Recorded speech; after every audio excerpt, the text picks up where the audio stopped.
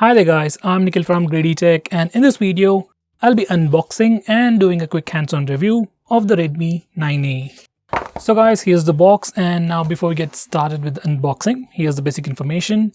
This phone is available in two variants. Base variant is priced at 6,800 rupees for 2GB of RAM and 32GB of storage. Next variant is priced at 7,500 rupees for 3GB of RAM and 32GB of storage. It's available in three colors: midnight black, sea blue, and natural green.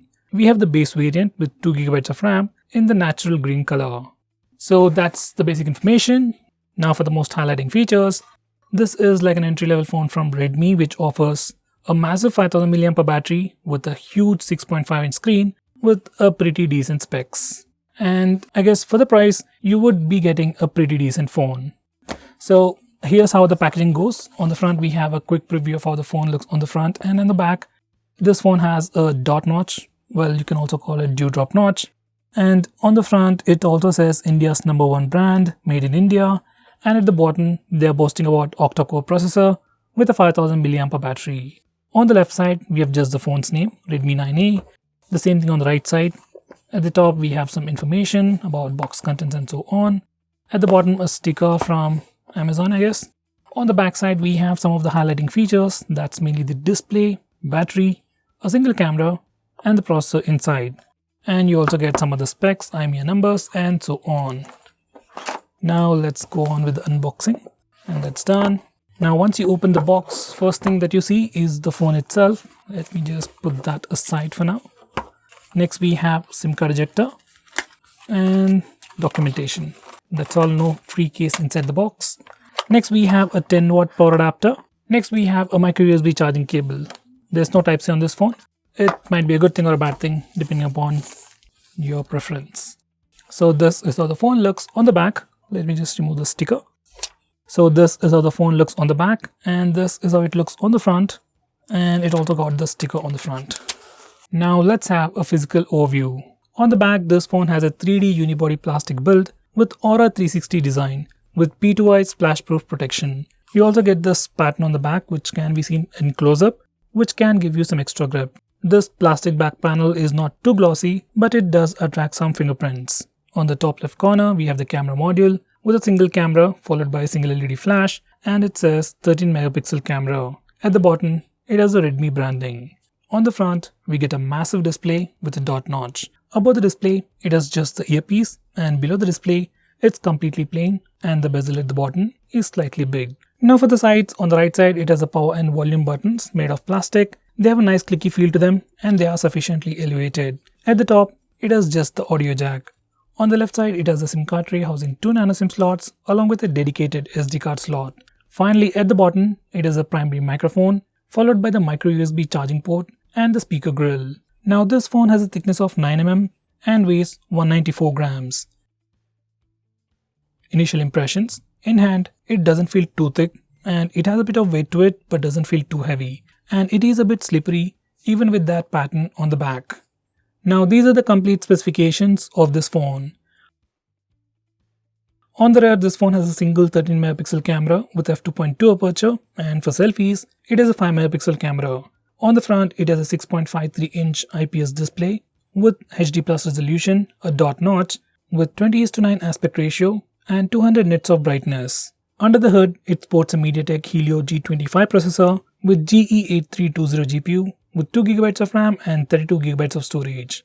Right out of the box, it will be running MIUI 12 based on Android 10. And finally, powering this device is a 5020 mAh battery and comes with a 10 watts power adapter inside the box. So guys, now let me turn on the phone and set it up and come back to you in a second. So guys, this is how the phone looks once we turn it on and set it up. And here's the about page. Right out of the box, this phone is running MIUI 12 based on Android 10, and it is the July 1st security patch. As for the storage, out of that 32GB of space, we get about 21GB of space free for our user apps and user data. And out of that 2GB of RAM, we have 1GB of RAM free right out of the box. Once I've turned on the phone, I've already got a new update, and after installing that update, we got the latest August security patch. And that's pretty fast. Now let's check out the camera interface. So this is a camera interface for the rear camera. And at the top we have a lot of options. First we have HDR, and this phone also has auto HDR, so that's pretty good. We have a dedicated AI mode. Next we have filters, and that's followed by Google Lens. At the bottom we have regular features. On the right side we have the portrait mode, and even though this phone has just a single camera, it is able to take portrait shots with the rear camera. Edge detection might not be that great, but it's a good feature. Next we have video recording on the left side. This phone also supports video recording at 1080p resolution. Next we have a dedicated Pro mode, which is pretty rare to see in a phone priced under 7,000 rupees. Next, if you go to the more section, these are the extra features that we have: time-lapse and short video. Now this is the interface for the front-facing camera. Initial impressions, it does look pretty good. We also have auto HDR, and you also get flash. Let's try that. So it just uses the display as flash, so it's pretty good. And you might have noticed there is no dedicated night mode on this phone. That's to be expected, as this is an entry-level phone. So that's all there is to the camera interface. There are no unique features on this phone, just the basic stuff. And now these are some sample shots.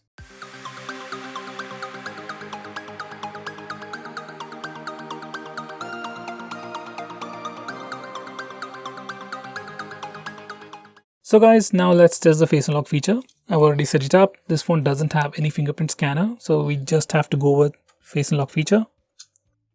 And face unlock is working. It's not super fast, it's slow, not super slow. It's taking like a second, I guess. It's still usable. Now let's try it in complete darkness. It's not working. Let's see if there's any setting related to face unlock feature for low light compensation. So face unlock works really well in good lighting conditions, but in low lighting conditions, it depends completely on your wallpaper or the lock screen wallpaper. So there we have it, that's face unlock feature. Now let's test the speaker loudness.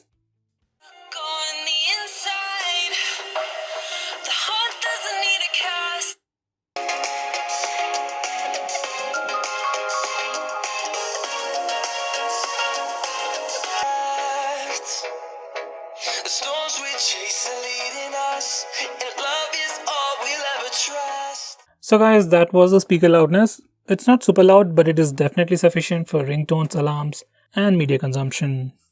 Now let's have a quick walkthrough of the overall user interface.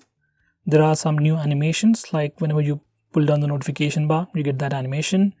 And some places like about page have been changed, so you get this cool animation. For storage section, you can just move it. With accelerometer, it just waves around, and if you click storage, you get extra cool animations and more information. So with MIUI 12, there are a lot of animations going on. Besides that, you get all the regular MIUI features like dark mode or navigation gestures. Let me just show you the dark mode. And now this is the dark mode. Here's the notification area, toggles, volume controls, and recent apps. Now before I conclude, these are the benchmark scores. So guys, this is the new Redmi 9A. For a base price of 6,800 rupees, I would say it's a pretty good phone for an entry-level user. You get a massive 5000 mAh battery, decent charging speeds, there's no fast charging, but it can be charged completely in about 3 hours. It's still pretty decent. You're also gonna get a massive display, which is gonna be great for media consumption. Even the cameras are pretty decent for the price. So guys, for around 7,000 rupees, I can definitely recommend you this phone, and if possible, get the 3GB variant because it's gonna be better in the long run. So guys, what do you think about this phone? Do you like it or hate it, or do you think there's any other better alternative in the same price segment? Do let me know by commenting below this video, and if you're planning to buy this phone, use the link in the description. It always helps the channel. If you want us to make any specific video, tweet out to us with the hashtag AskGreedyTech on Twitter, and we will try to make it as soon as possible. I'm Nikhil from GreedyTech signing off. Have a nice day.